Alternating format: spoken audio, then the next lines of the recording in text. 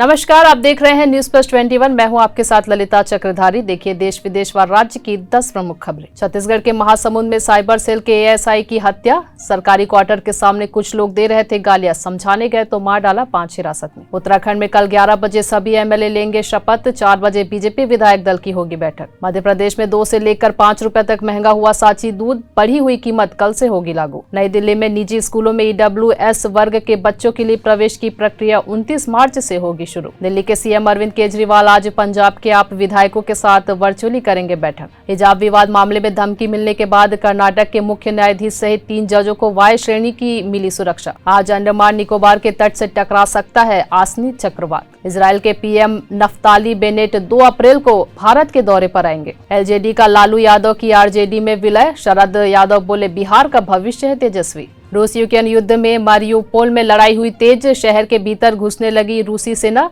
Steel plant हुआ बंद। ऐसी ही जानकारी से लगातार अपडेट रहने के लिए देखते रहिए न्यूज प्लस 21, आपके हक की बात।